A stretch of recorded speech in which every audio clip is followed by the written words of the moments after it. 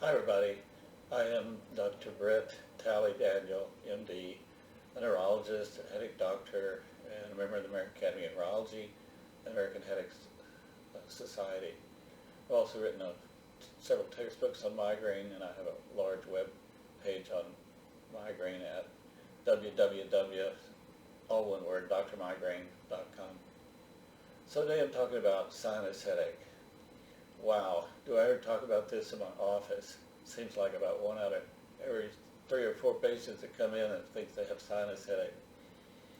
Well, doctors, they have all these rules about things. So there's an organization called the International Classification of Headache, and they have a list of diagnoses made. They're supposed to be used by headache doctors and medical doctors to make diagnoses and sort things out. So the phrase allergy headache and sinus headache are not in the International Classification of Headache, which should say a lot, which means they're really not legitimate medical diagnoses, even though they're all over the place. A lot of people think they have allergy headache or sinus headache, but many of them really just have migraine. And that's the most common underlying diagnosis in this group.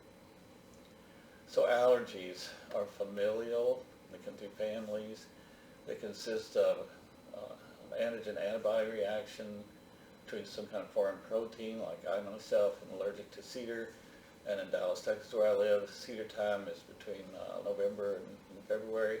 When the pollen's out there, it gets my nose and my eyes.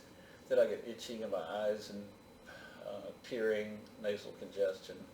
I have clear mucus in the nose, I may sneeze, my nose feels swollen, and things like that. A diagnosis can be made historically, as I've just mentioned. Also, they could do a test where the measure gamma IgE is elevated, and then do a skin test to give you little shots. And if they give you a shot of cedar, it gets a big welt on there. And I can remember when I was a kid, I had my allergist do that, and I got this big itchy 50-cent piece on my arm, and it kind of swelled up and was itchy because I was really allergic to cedar. All right, so allergy symptoms are also called sinus symptoms or hay fever. Those are other common names for it. So allergies can make you sick, and if that sickness makes you ill and bad and stressed, you're not sleeping well, that can aggravate migraine. There's no direct relationship between allergies and migraine otherwise, although that is a stress factor for migraine to set it off, is to have bad allergies. Sinus, it refers to the sinus cavities, which are in the maxillary area, the frontal area, and down the mandibular area of the body. And the sinuses contain fluid, and in the 50s, the Sudafed industry, who are the makers of the diagnosis of sinus headache, introduced this phrase into the world, and it's been real popular, and it's spread all over the place. So sinus headache is really a myth. It's not in the book, as I just told you, the International Classification of Headache, and most people who have it really have migraine. My Mayo Clinic doctor years ago did a study on 100 patients who had sinus headaches, they thought, and the doctor felt like 93 out of 100 had really migraine by taking a history and doing testing. And one of the tests that's important there is to the physician look in the nose, do a complete neurologic exam, checking the eyes, blood pressure, gait, and use the arms and legs, reflexes, and all that kind of stuff, looking in the eyeball with an ophthalmoscope. But also, most persons need to have a CT scan of their sinuses to be sure the sinuses are clear. So like allergy symptoms don't cause congestion inside the sinuses, but there is a thing called acute rhinosinusitis, and that's endorsed by the World Health Organization and the American International Classification of Headache as a real diagnosis. And people who have that many times may have allergy symptoms first, or they get a bug from somebody, like a friend or something, a child, and then they get green or yellow mucus that comes out of the nostrils, and they have bad frontal headache, can be in the maxillary areas, the cheeks. And those persons, if they have an X-ray CT scan of their sinuses, should some fluid in there, like mucus in there. And that should be really treated with antibiotics. Of course, with antibiotics, many patients may see their general physician. Some need to see an ear, nose, throat doctor who are really specialists for treating that. Okay, So migraine is a process that's genetic and it's familial also. And for women, migraine is the most common medical problem that women have at all. Something like 20 out of 100 patients, 20% of women have migraine. And for women, migraine is the most common medical problem they have of all medical problems, whereas about 6% of men have migraine. Now, so migraine is a condition whereby the arteries in the brain dilate and the trigeminal nerve turns on, and the thalamus, which is the deep nucleus of the center of the brain, has to do with all the pain fibers that are involved. The trigeminal nerve has branches. 1 that goes to the forehead, branch 2 goes to the maxillary area, branch 3 goes to the mandibular area. But if you've ever had dental work, the dentist sticks his needle about in your mouth and way back in your jaw there, and squirts the lidocaine in there, he's deadening your mandibular nerve so you can work in your jaw. So the trigeminal nerve is full of sensory fibers for pain in our face, and migraine turns on those fibers and shoots pain into the face. That's why we have pain located there during a migraine headache. And many people will recognize their migraine headaches as being like one-sided, throbbing, sensitive light and sound, associated with nausea, vomiting, and that sort of thing. But they're not aware that their frontal headache, it could be both sides. That's not as bad, but we'll still have migraine features, is a migraine also. And they call the second one sinus headache.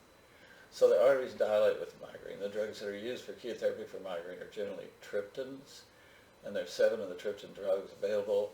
One of them is injection, 2 of them are nasal spray, the rest of them are just pills. And those are the best drugs for treating migraine, acute onset. So it's said that if you take a triptan medication at the onset of a migraine, 80% of patients are headache-free in 2 hours. All right, so there's no drug that could do that. And Sudafed can't do that if you take it for a so-called sinus headache, and it's really a migraine. But Sudafed has a weak effect on constricting the arteries, and that helps headache a little bit. So the following mental process may go through patient's head. I had a headache. It was in the maxillary sinus area. I had a sinus headache, they'll think.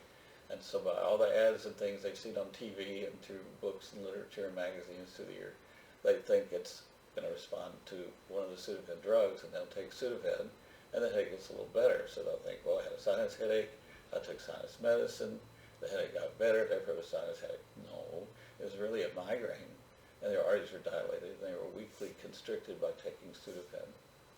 So Sudafed, since all these ads have gone on since the 50s in America, has developed into 200 different over-the-counter drugs like Sinex and Dristan and things like that. All right.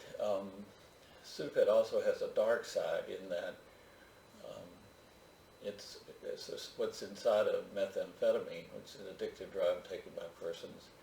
And it's probably the second most addictive drug in America. Opiate narcotics, hydrocodone, and opiate drugs are the most common things that are killing people and causing a lot of problems and depression and disability. But Sudafed drugs, methamphetamine addiction is probably second in terms of the drugs that people take in America as an addiction. A story along that line would be, I lived in Dallas, Texas, and in those days they had a Eckerd's, which is now CVS. They had a guy went into Eckerd's, this is in Dallas Morning News years ago, and bought $5,000 worth of Sudafed. And the pharmacist gave it to him and then called the cops. And by the time the gentleman got out to the car, the cops picked him up and put him in jail. And they went to his house, and he had a meth lab made there. He was going to take the Sudafed and make it, send it into methamphetamine and give it to school children in the Dallas schools. And that kind of process happens all over the place. So I have a term, or a phrase I have said to patients through the years. It's kind of tough. It may not everybody will agree with it, but I think it's also truthful, and that is that the phrase sinus headache is driven by a mafia-driven drug industry, the Sudafed industry, to sell the drugs. And again, there are over 200 Sudafed drugs in the American market. So this ends my discussion of sinus headache. God bless you all. Hope you're well. Look up my books on Amazon. If you go to Amazon.com, bring my name up, Britt Talley Daniel MD. I have a big book there on migraines, about 400 pages with 900 references. And I have a smaller book, it's about 40 pages, which has got a lot of relevant stuff that's on migraine. And also check out my webpage, please, at drmigraine.com. Good luck to you all. Thank you. Bye-bye.